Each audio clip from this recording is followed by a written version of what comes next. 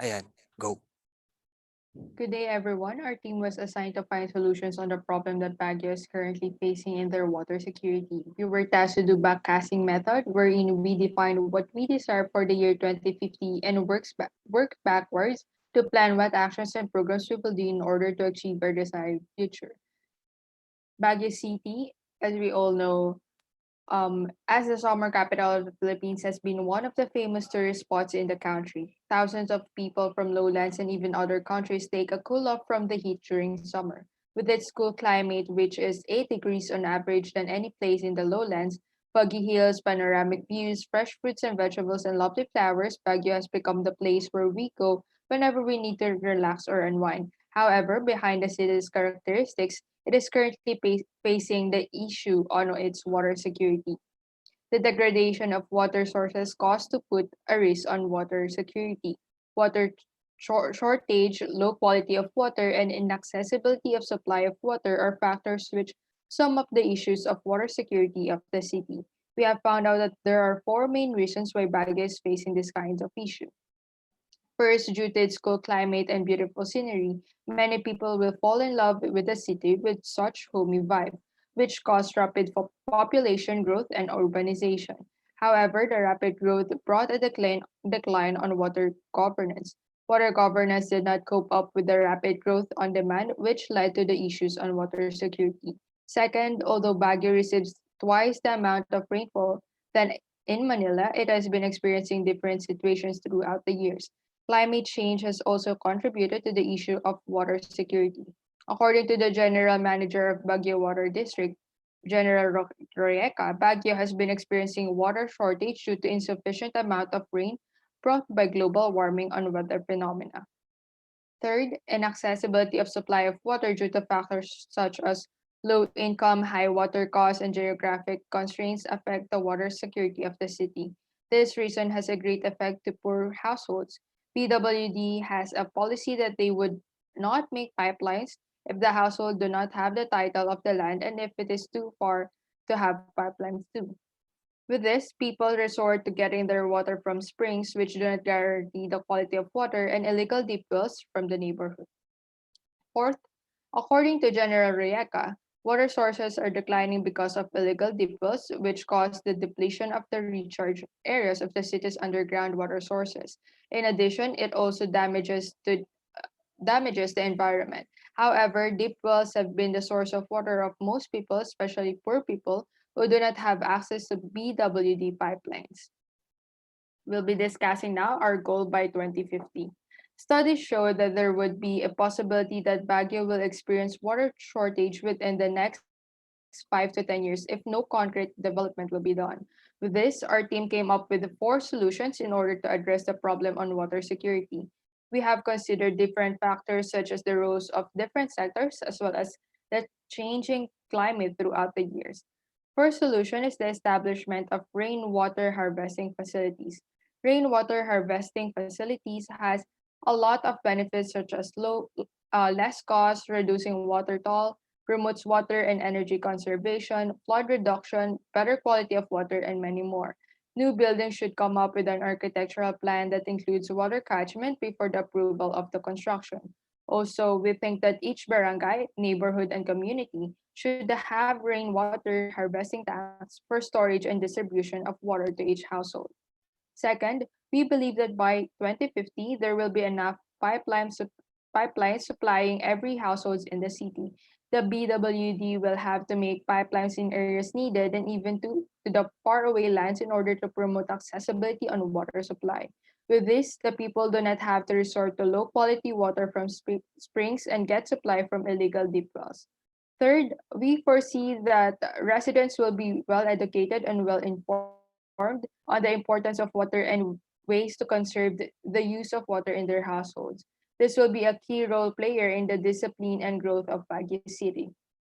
Lastly, as consideration to climate change, which may cause insufficient rainfall, we also see that the city shall develop a groundwater management plan. This will be their other option or alternative if the rainwater is not sufficient. This will be coordinated with scientists in order to know the gravity and location of extraction and the LGUs, as well as in monitoring and regulating illegal groundwater activities. Next, for the next years, Abigail will be discussing. Now I will be reporting what will the situation of Baguio City be in the current plus 8 years in the future. So in this phase, it will be the initiation or the start of the development with regards to the issue of water security in Baguio City. Next slide, please.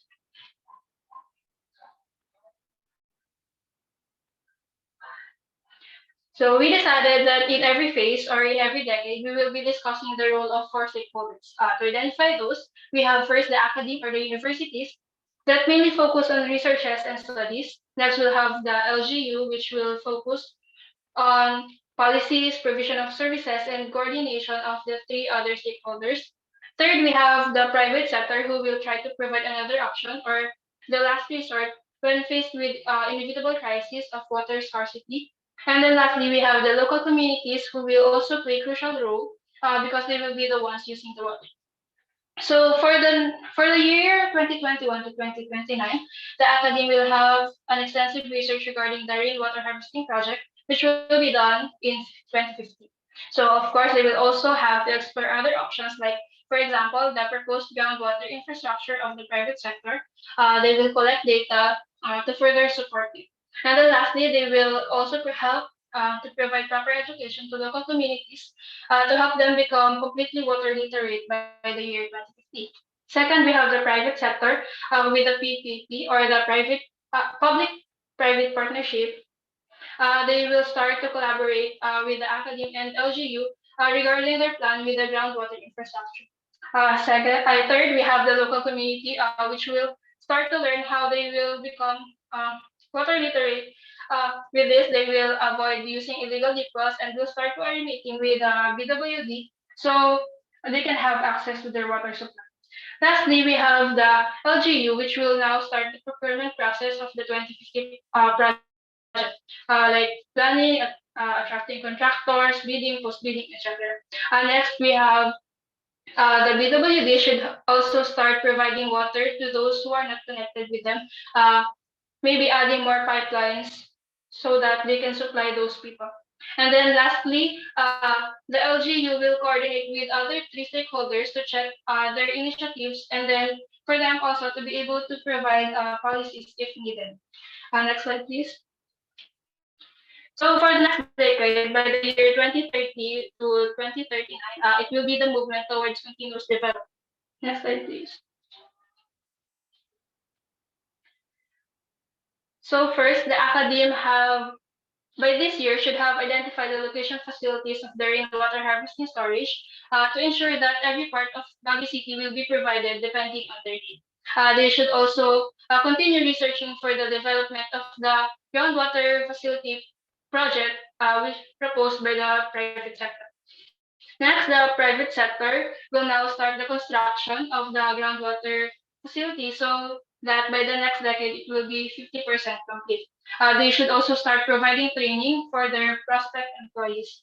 And then next, the local communities, uh, the previous learning should be applied, and then they will continue also to learn to how to conserve or protect and restore water. And then next, of course, they will also continue following policies and ordinances provided by the LGU. Lastly, for the LGU, by this decade, they should have 50% of the construction of the rainwater harvesting facilities should be completed. And then by this time also, all areas and communities in Baguio City should be supplied water by the BWD. And then lastly, they will continue coordinating with private sector with regards to their project. For the next decade, Francis will discuss. Okay, for Baguio City by 2040 to 2049, we will be continuing the best practices from the previous decades and development for success for public service going to 2050. So next slide. So by this time, the academe will continue the monitoring and studies on the accomplished groundwater management projects for its future sustainability. also develop and implement groundwater monitoring projects while conducting frequent data analysis on the already constructed rainwater harvesting as well as the pipelines of BWD. We have discussed from the previous decade that we have 50% of the rainwater harvesting. So it's important to have data on how to improve those 50% of the infrastructure to be able to finish in this decade. So the second is the private sector with the 50% of the groundwater infrastructure already built. The private sector will continue to provide the ample maintenance and stable work for the localities in the continuing PPP for the goals. So it's important with the public-private partnership that the goals are met and are maintained throughout the process of reaching the goals. And second is ensuring the staff and contractors are provided with the appropriate training to ensure that groundwater and the associated rainwater dependent systems are protected. So it's important as well to be able to have manpower who will guide and be able to train on the maintenance and learning from the different problems of the community. Third is the LGU. By the monitoring and establish the rainwater mechanisms, the LGU issues ordinances requiring new developments for retrofitting. So learning from the previous decades, what are the infrastructures that need various repairs or maintenance, it has to be benefited with the community to be able to continue with the next decades to come. So third is leaders and of the government have the extensive influence of and their leadership to optimize water, groundwater, and rainwater infrastructure spending in many ways. So by this decade, the leaders are able to learn that the focus is water and how to be able to learn and continue from the best practices from the previous decades. And lastly, by the local communities being able to have the growth in water literacy in attitudes and values. So from the previous decades, it started with a community approach. So by this decade, it has the individual and collective action. So the locals are able to develop from inside the household as well as from the large groups of people or those who are coming from different parts of the Philippines and visiting the Baguio City to be able to be informed on the best practices on how to maintain and have the water security for the city. So lastly, for our conclusion, we have various conclusions which will be crucial for the benefit of the project or the backcasting to be a success. So it has to be a multi-stakeholder approach, must be consistent throughout the process. So it has to consist of discussions from this different representation from all sectors. It has to be with the government sector, academic community, local community, civil society, and private sector. So thinking holistically about the four dimensions, it has to have each representation from all the sectors working hand in hand to be able to make this a success. So it has to be clear from every sector on how to provide a secure solution for the water insecurity problem. So second is the policymakers need to establish a clear vision and overarching policy principles. So this applies in every administration that will continue from the previous administration. So they have to help local communities modernize their infrastructure, train new managed generation of water infrastructure workers, build local capacity to effectively manage and pay the right size water systems locally. So next is to provide the right tools for the right community. So there are different unique financial planning, management, and capacities that have to be met with the communities themselves. So like utilities, they don't need it alone. A variety of community partners need launch to initiatives to pilot innovative new approaches and regional collaboration, which can enable multiple agencies to invest together to achieve efficiency, resilience, and mutual benefit. So next slide. So for the last is to be able, we really focused on how to achieve 2050. We have to diversify the water resources. So this is crucial. So we can't just rely on the rainwater resource. So we have to be able to research on the groundwater effectiveness as well as water literacy to all the communities and being able to reach the pipelines from the far-flung areas that currently in 2021 are not being reached. So achieving water security and hedging against the risk associated with the water resource exhaustion or contamination. Secondly is providing the assessment and monitoring program. So each decade, there has to be an assessment and monitoring from the scientist perspective to develop and grow their utilities for improving the implementation. So lastly, it has to be stressed upon on how urban and water security is not a stagnant goal. It is a dynamic process affected by changing climate change, political structures, economic growth, and resource degradation. So this will only be a success if each sector, as we said, stakeholder will be able to work together for the success. So with the climate change, it has to be one with the political structures and the economic growth. So it has to be a vision with the end goal of providing safe and accessible water for all Baguio citizens. So for our group, that's all for us. So thank you so much po.